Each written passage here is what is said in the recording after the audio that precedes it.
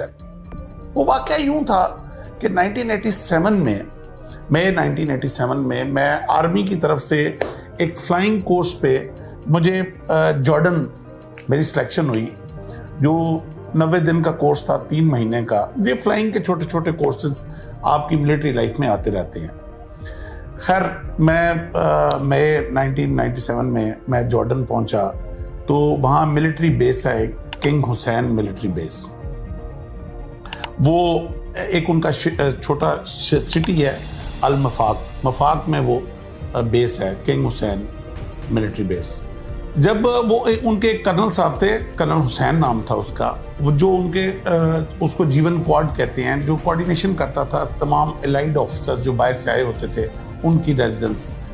और जब उसने लिस्ट दी हमें कि कौन किधर ठहरेगा, तो उसमें वो एक फ्लैट था जिसमें 2 पायलट्स ने रुकना था।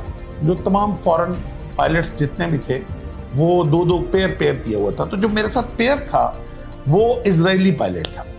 मैं झंडा देख के इजराइल का, तो एकदम दुनिया में चंद ही वो कंट्रीज हैं जिनके झंडे देख के हम ऊपर से नीचे होते हैं, तो उनमें से लकीली एक इजराइल है। तो मैं एकदम आई वाज शॉक्ड, और मैं कर्नल हुसैन को मैंने कहा जाके कि सर आपको पता भी है कि diplomatically we are not aligned with Israel, so if you could change my flatmate. तो उसने एकदम कलम पकड़ा, उसने कहा हाँ व्हाई नॉट, यस। तो अच्छा, जब वो काटने लगा तो ऐसे मेरी तरफ ऊपर देख के मुझे कहता है, but just for your information that pilot of Israel requested me to be your flatmate. अब जब मैंने ये सुना कि दुश्मन ने ये चैलेंज दिया कि मैं पाकिस्तानी ऑफिसर के साथ मुझे कर दें, तो मैंने कहा अब मैं नाम कटवाऊं तो फिर मैं पाकिस्तानी नहीं। तो I accept this challenge, I will live with Israeli pilot for 90 days and then the life starts. 2-4 दिन तकल्लुफ में गुजरे, वो भी थोड़ा रिजर्व लगा। वो समझ रहा था पता नहीं मैं कोई आईएसआई का एजेंट हूँ। चंद दिनों में हमें ये समझ आ गई कि ना मैं आईएसआई का एजेंट हूँ ना वो मोसाद का एजेंट है। तो हम दोनों पायलट हैं और कोर्स करने आए हुए हैं। 8-10 दिन के बाद बेतकल्फी हो गई। सुबह क्लास में इकट्ठे जाना, शाम को खाना इकट्ठे खाना। जब बेतकल्फी इस लेवल की हुई तो मैंने उससे पूछा, मैंने कहा you requested me to be your flatmate? He said yes. मैंने कहा is there any particular reason for that? तो जो उसका जवाब था शोएल का, वो मेरा लाइफ चेंजिंग, मेरी पाकिस्तान के साथ मोहब्बत उस दिन मुझे मेरी पैदा हुई मेरे अंदर। उससे पहले मैं बाय डिफॉल्ट पाकिस्तानी था, लेकिन मई 1997 इस वाक़े के बाद मैं बाय चॉइस पाकिस्तानी। उसने जो जवाब दिया वो मैं बार बार इस कौम को वो जवाब बताना चाह रहा हूं। मैं इससे पहले वाली भी एक वीडियो में, मैं उससे पहले वाले एक प्रोग्राम में मैं बता चुका। ही सेड के हम पैदा हुए थे तो मां की गोद से हमें बताया गया था कि तुम्हारा दुश्मन अरब नहीं है, तुम्हारा दुश्मन पाकिस्तान है। कहता है उसके बाद मकतब में आए तो मकतब में हमें पढ़ाया गया कि तुम्हारा दुश्मन पाकिस्तान है। कहता है मकतब के बाद स्कूल में, मकतब उनके कहते हैं मदरसे टाइप को जो कंपलसरी है स्कूल से पहले। अच्छा, कहता है उसके बाद स्कूल में आए तो स्कूल में जो चैप्टर हमें एनिमी का पढ़ाया जाता था उसमें झंडा पाकिस्तान का लगा होता था। उसमें पाकिस्तान की ज्योग्राफी पढ़ाई जाती थी, पाकिस्तान का नहरी निज़ाम पढ़ाया जाता था, पाकिस्तान का फौज की स्ट्रेंथ हमें पढ़ाई जाती थी। कहता है उसके बाद यूनिवर्सिटीज में, कॉलेज में एनिमी के तौर पे हमें पाकिस्तान पढ़ाया जाता। कहता है फिर मैं आर्मी में आ गया।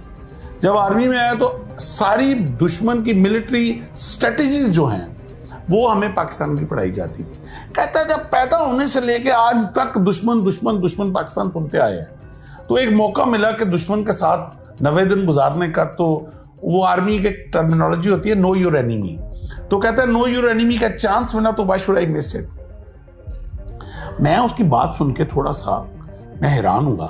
मैंने कहा शोएल ठीक है, हम आपको ड्यू टू मस्जिद अक्सा एंड ड्यू टू फलस्तीन हम डिप्लोमेटिकली आपको एक्सेप्ट नहीं करते, मगर इस लेवल का हमने कभी आपको दुश्मनी के भी काबिल नहीं समझा।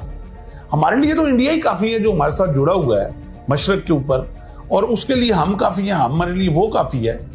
तो तुम लोग किस लेवल पे जा चुके हुए? तो हमने वी नेवर थॉट।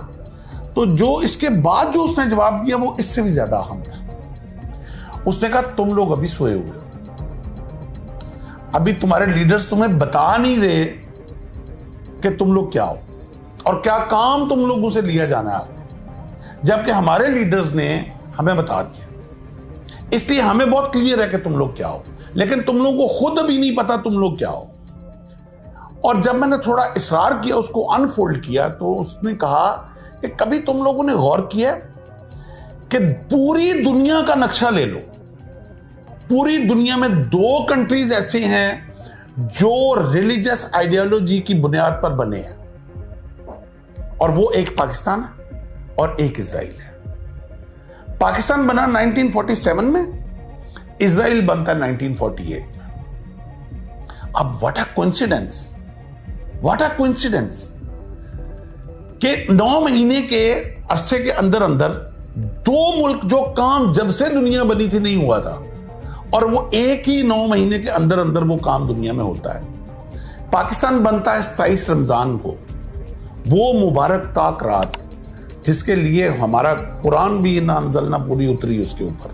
हमारी सारी दुनिया जानती है कि वो ताक रात क्या है हमारे लिए, जिस रात फरिश्ते उतरते हैं अपनी रहमत के लिए, खुदा फरमा रहा है। और साथ वो भी अल्लाह का, तुम क्या जानोगे ये रात क्या है।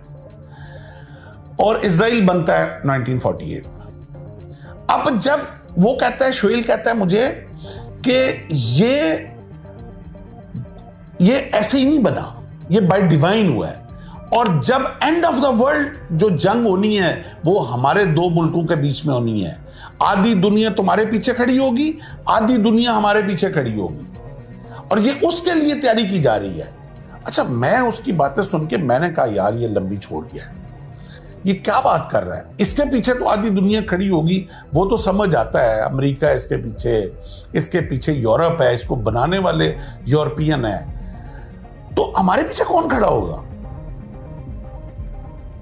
तो अब आके वो क्या कहता है, अब आके कहता है कभी तुम लोगों ने गौर किया, ऐसे उसने ना सामने वो एक पेंसिल पड़ी हुई थी जो हम पढ़ रहे थे, ये ड्यूरिंग स्टडी ये हमारी डिस्कशन हो रही थी। उसने पेंसिल पकड़ के ना कहता है तुम लोगों के अंदर ये कैपेबिलिटी नहीं है अभी कि ये पेंसिल बना सको अपने मुल्क में, ये चाइना से इंपोर्ट करते हो, जबकि इस वक्त दुनिया का सबसे लेटेस्ट 3 न्यूक्लियर टेक्नोलॉजी तुम लोग बना के बैठे हुए। This is a miracle.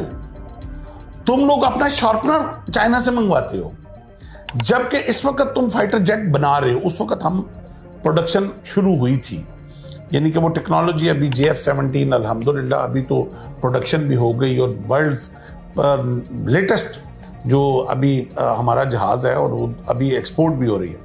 ये मुझे उसने 1977 उसने 1997 बोला, कहता है ये ऐसे ही हो गया, दुनिया की 6ठी प्रोफेशनल आर्मी लेके बैठे हुए हो तुम लोग, और जो कंपटीशन इंटरनेशनल आर्मी का होता है उसमें तुम्हारी फौज नंबर 1 होती है। कहता है ये ऐसे ही हो गया, जबकि तुम लोग इस वक्त IMF के कर्जे के अंदर गुड्डे हुए। ये कौन कर रहा है? ये बाय डिवाइन हो रहा है, somebody is doing it। ये तुम लोगों को खुद नहीं अभी समझ आ रहा। ये जब आखिरी वक्त आना है, जब हम दोनों ने आमने सामने खड़ा होना, तुम लोगों को उस वक्त तुम्हारे लीडर्स ने तुम्हें गाफिल रखा हुआ है। वो बेतकल्लफी की वजह से फरत जज्बात में बोल गया, या कुछ ऐसा भी है कि हम पाकिस्तानी होस्ट बड़े अच्छे होते हैं। मैं उसको अक्सर बाहर खाने के लिए ले जाता था, बिल मैं पे करता था। तो वो हमारी जो अच्छी होस्ट होने की एक काबिलियत है ना, तो शायद उस वजह से वो सच उगल गया मेरे आगे। आप यकीन करें कि वो दिन था जिस दिन, उससे पहले मैं बाय डिफॉल्ट पाकिस्तानी था, लेकिन उसकी बातें सुन के मैं बाय चॉइस पाकिस्तानी हो गया। मेरे सारे रिश्तेदार फॉरेन कंट्रीज में थे, मेरे ससुराल सारा फॉरेन कंट्रीज में था, and they wanted me to settle in USA, and I had all the opportunities to do very good abroad.